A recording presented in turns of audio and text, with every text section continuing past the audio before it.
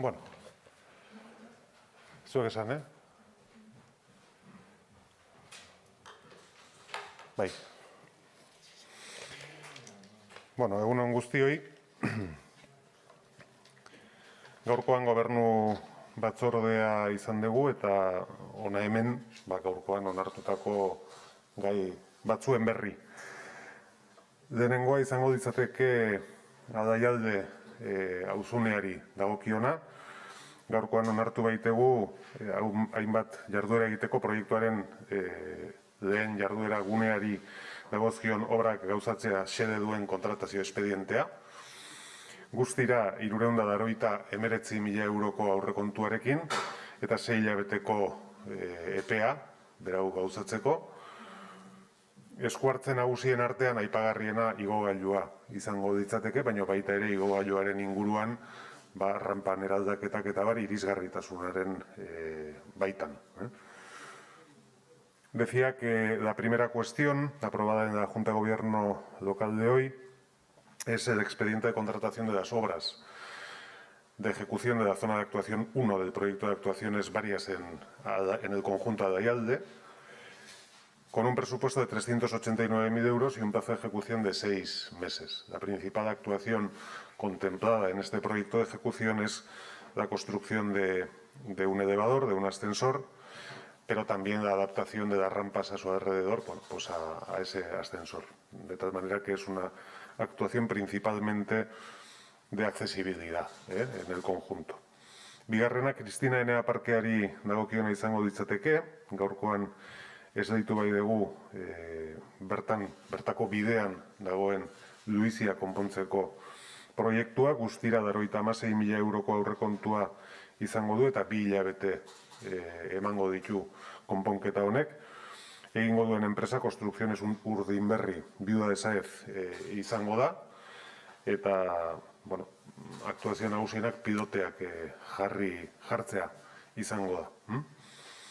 La siguiente cuestión, como decía, es la relativa al Parque de Kristina Enea. Hoy hemos aprobado la adjudicación de la reparación del desprendimiento que hay en el camino principal, con un presupuesto de 96.000 euros y un plazo de ejecución de 2 meses. Las empresas que van a hacer los trabajos de reparación o estabilización de ese tramo serán la UTE formada por Construcciones Urdinberri y Viuda de Sáenz. Y la obra consiste básicamente en la ejecución de una pantalla de micropilotes a lo largo del borde del camino para estabilizar la ladera. Hurrengoa, eguzki instalazioei dagokiona izango ditzateke, gaurkoan 7 eraikinetan autokontsumorako eguzki instalazio fotovoltaikoa jartzeko obra kontratatzeko espediente onartu dugu, guztira 330.000 eurotako aurrekontuarekin, eta eraikinak publikoak dira guztiak, batzuek ikastetxeak eta beste batzuek udal zerbitzuak eskaintzen dituzten eraikinak eta hor daukezute horien zerrenda. Decía que la siguiente cuestión es la aprobación del expediente para contratar las obras de instalación solar fotovoltaica para autoconsumo en 7 edificios de titularidad municipal, con un presupuesto estimado de 330.000 euros y la lista de los edificios contemplados, la tenéis en la propia nota. La mayoría de ellos son centros educativos, pero también hay algunos centros propios del ayuntamiento de prestación de servicios del propio ayuntamiento. Hurrengo gaia, gai txiki bat izango ditzateke, farmazia banatzaileari dagokion gaia, dakizuten bezala Gipuzkoako farmazia banatzailearen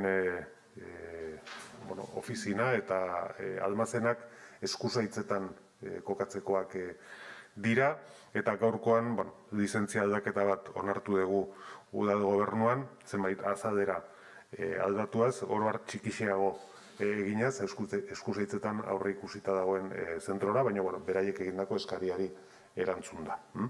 Siguiente cuestión, como decía, es una cuestión menor, relativa a la distribuidora farmacéutica. Sabéis que la previsión es que se instale en Eskusaitzeta, para lo cual adquirió una parcela, y hoy lo que hemos aprobado es una modificación de la licencia pedido por la propia distribuidora farmacéutica de Guipúzcoa para adaptar las superficies y los interiores de las instalaciones que van a construir, con alguna reducción en alguno de los casos. Eta azkena, Ilarra, Villa Ereski eta Erregeneari dagokiona izango litzateke, gaurkoan onartu baitegu behin betikoz plan orokorraren aldaketa, eta modu honetan eremu hauetan etxe bizitzak egiteko aukera irekiko da. Bereziki Ilarra eta Villa Ereskin barkatu, 262 etxe bizitza aurre ikusten dira bertan, 150 babes ofizialekoak izango diratekenak, eta gero depositoan dotazionadak egiteko aukera ere bai. Decía que la última cuestión relativa al gobierno de hoy es la aprobación definitiva de la modificación del Plan General de Ordenación Urbana, referido a las parcelas de Villa Ereski, Depósito y terrenos de Reguenea, del ámbito de Ilarra, y esto supone, por decirlo claramente, pues la posibilidad de que en Ilarra se puedan construir 262 viviendas, el 50% de las cuales serían de protección oficial, y también construir apartamentos dotacionales de la parcela del Depósito, que está en el Camino de los Pinos. Eta besteri, gobernu batzordeari dagokion gairik ez daukat gehiago, baina bai, ohar bat egiteko aukera baliatu nahiko nuke, datorren larun batean, baita ere, beste plaka bat jartzeko aukera izango dugulako. Kasu honetan, orain dela 25 urte, eraila izan zen Francisco Javier Gómez Edosegi oroituaz.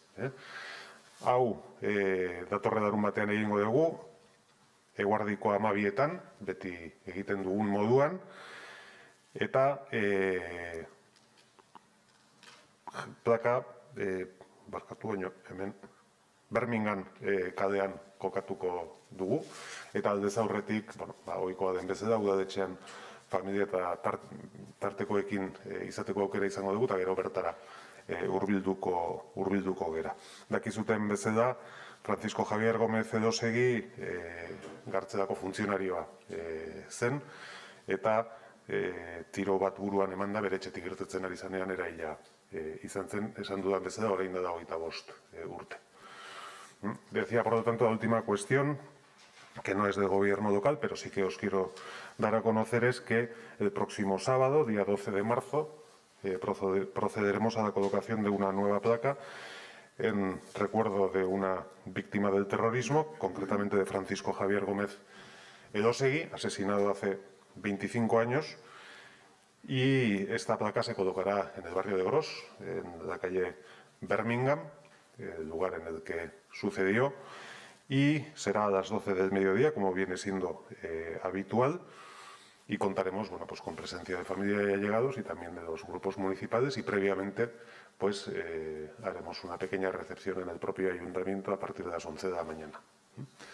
Eta hauek nire aldetik esateko edo adierazteko neuzkanak, eta hemendik aurrera, ohikoa den bezala galderen zai gelditzen naiz.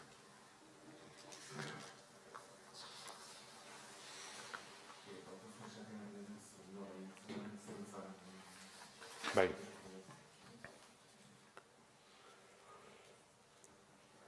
Euskeraz esan diazu, ez? Erderaz. Esan ez daki ja erderaz eta euskeraz esaten markatu.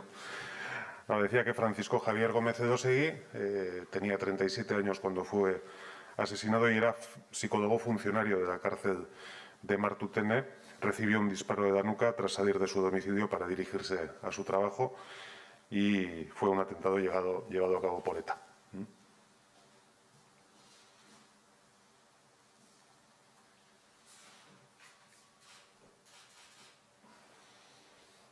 Sí, me gustaría preguntarle por el tema de la seguridad en la ciudad. Creo que se han producido varias detenciones en los últimos días. También ha habido un suceso en relación con el incendio de una casa en Martutene y la percepción de mayor presencia policial expresada por los ciudadanos en diversos ámbitos de la ciudad. ¿Nos podría decir un poco cómo valora todo esto? ¿En qué situación está? ¿Se ha calmado un poco, ha bajado un poco el número de robos? lo que hay es eficacia policial. O sea, yo creo que los datos que se están haciendo públicos, porque se están produciendo, así lo reflejan, ¿no? Detrás, además de las actuaciones policiales, muchas veces hay un trabajo no tal vez tan visible de investigación que se ha venido desarrollando a lo largo de este tiempo y que, bueno, pues obtiene determinados resultados, ¿no? Yo a eso sí creo que lo puedo afirmar. Es decir, yo nunca he negado que tuviéramos un repunte en la comisión de algunos tipos delictivos en la ciudad y, bueno, tanto la Guardia Municipal como la Ertzaintza, conscientes de ello, evidentemente, pues han redoblado sus esfuerzos para que esto tuviera la respuesta que por nuestra parte debe tener, ¿no? Que es el de que se produzcan detenciones y que bueno, se pongan a disposición judicial, ¿no? Las personas que son detenidas por cometer delitos en nuestra ciudad.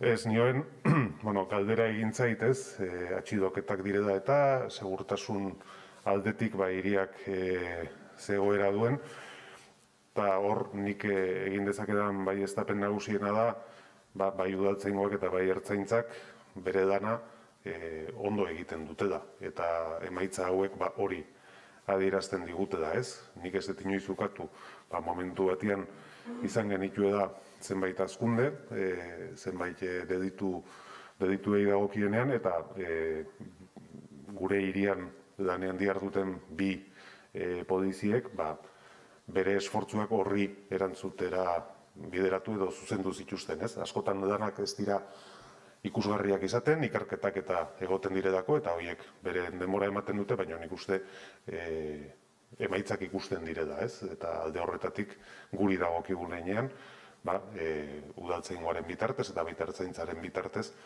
erantzuna ematen ari zaio ematen den egoera horri.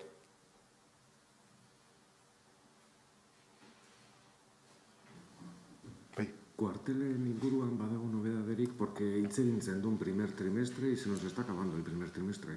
Nola dago Esto es 8 de marzo y si yo no estoy muy equivocado, el mes de marzo tiene 31 días. O sea que habrá acuerdo este mes. Seguimos trabajando en ello. El acuerdo se produce cuando hay dos partes que se ponen de acuerdo. Entonces, evidentemente, yo no puedo dar una respuesta al 100% sobre una cosa que depende del ayuntamiento en un 50%.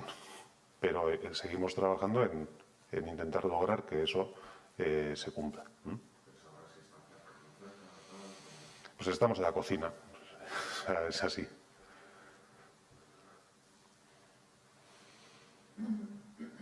Vale. Venga, eskerrik asko.